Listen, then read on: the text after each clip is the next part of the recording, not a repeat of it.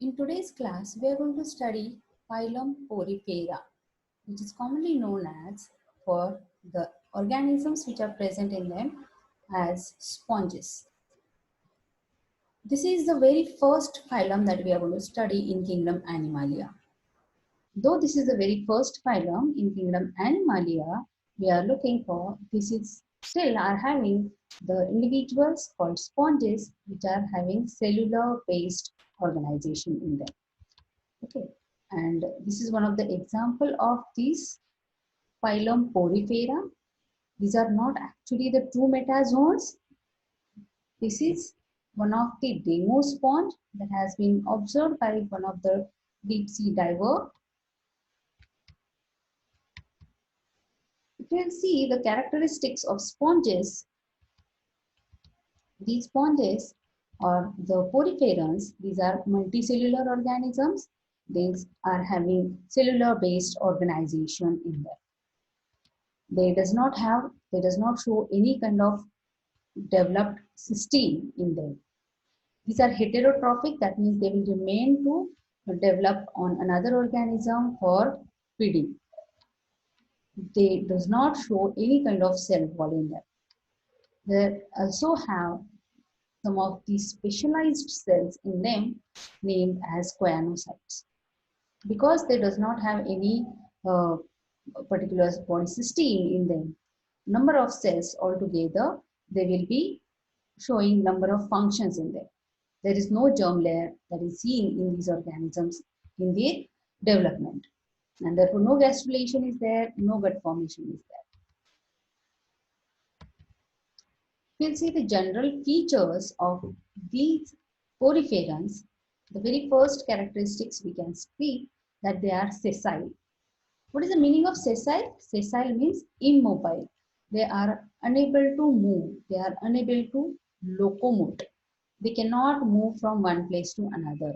Instead, they remain stuck to one place at one substratum. And these sponges are actually the filter feeders. Because they are aquatic, most of them are marine, and the feeding mechanism is conducted by the along with the water current. The food material, the food particles that comes along with the water current, that will be filtered through the choanocytes, which are the collar cells, and further the feeding mechanism will be conducted. So they are sessile, they does not locomote, and the food particles will be entering along with the water current that will get filtered in them, that will be consumed and further get digested by the cellular action. Basically, the word porifera stands for pore-bearing organisms. Pori means pores, fera means bearing. So, pore-bearing organisms are considered as poriferans, and these are having mostly sac-like bodies with many pores on their body. The pores which are present throughout their body are known as ostia, and the uppermost opening, which is the major larger pore in them, is known as osculum. They use flagellated collar cells, which are also known as choanocytes, to move water for filtration of the food material. So these are the filter feeders, and choanocytes or the collar cells help them to filter and feed the food material. Their body is efficient aquatic filter.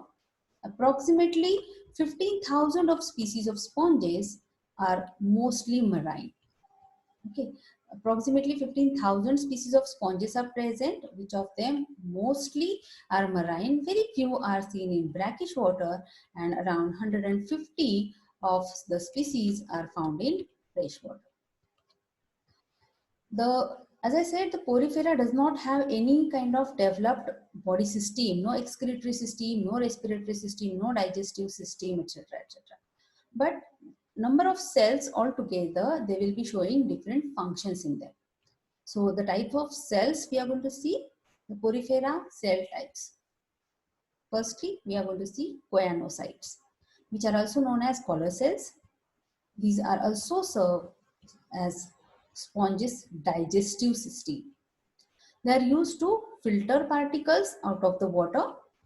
the beating of the choanocytes flagella that creates the sponge's water current. Another type of cell that these poriferans are having are porocytes. These are the cells that make up the pores entering into the sponge's body through the mesohyl. Mesohyl is the gelatinous, not non-cellular matrix that holds the cell. It is a non-cellular gelatinous matrix present in the poriferans body. Along with the spongocyte, they will be holding the number of cells together. Porocytes are one of the cells that will be forming the pores in the porifera. Another type of cells sponges show are pinacocytes, which are also known as pinacoderms. The outer epidermal layer of cells is formed by these pinacocytes. Then myocytes, these are also the modified pinacocytes which control the size of the osculum.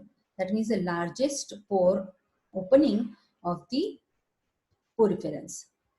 So myocytes are modified pinacocytes which control the size of the osculum and the pore openings and hence the water flow.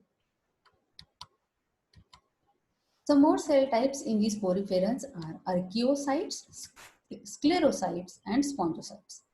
Archaeocytes, or these are also known as amoebocytes, these are having multiple functions in them.